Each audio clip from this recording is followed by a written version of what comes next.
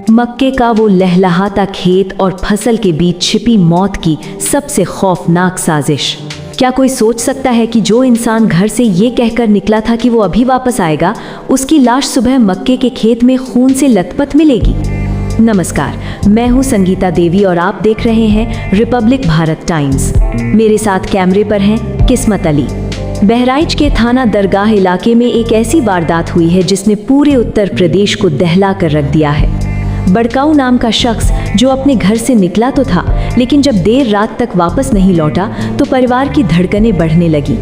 परिजनों ने पूरी रात बेचैनी में काटी।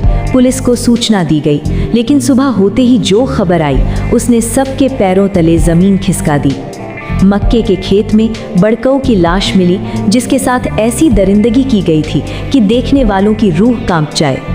वारदात इतनी खौफनाक थी कि पुलिस के आला अधिकारी भी मौके पर पहुंचकर दंग रह गए। बड़काऊ पर पहले ईंट और भारी पत्थरों से ताबड़तोड़ हमला किया गया।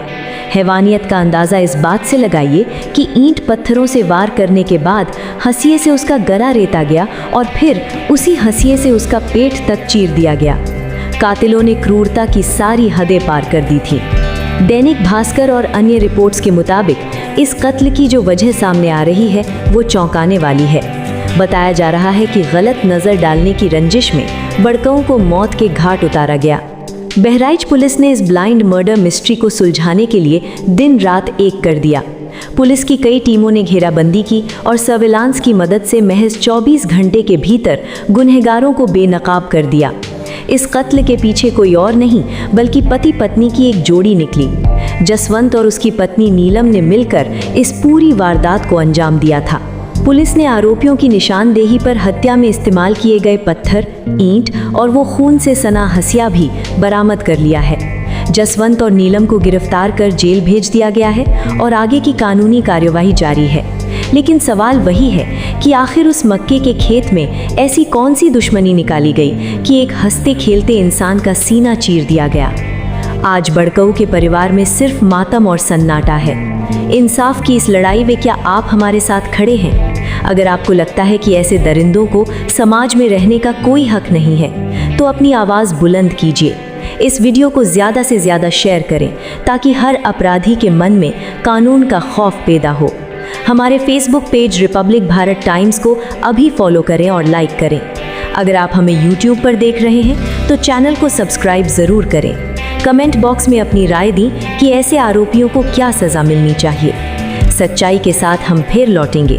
कैमरामैन किस्मत अली के साथ मैं संगीता देवी, रिपब्लिक भारत टाइम्स। जय हिंद। 11 फरवरी को थाना दरगाह शरीफ पे एक सूचना दर्ज कराई गई थी कि एक व्यक्ति की लाश जो है मक्के के खेत में ग्राम राहू बिशुनपुर में पड़ी है।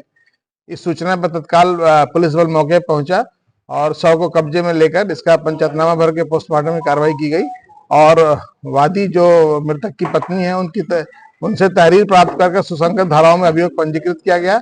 चूंकि घटना अत्यंत गंभीर प्रकृति का था तो इसका अनावरण हेतु 3 टीमों का गठन किया गया था और मुखबिर की सूचना पर 2 अभियुक्तों की गिरफ्तारी की गई है। पति पत्नी जो कि मृतक के बगल में रहते थे, जसवंत और उसकी पत्नी, और इसमें जसवंत का कहना था कि उसे पूछताछ में बताया कि वो उसकी पत्नी पे गलत नजर रखता था।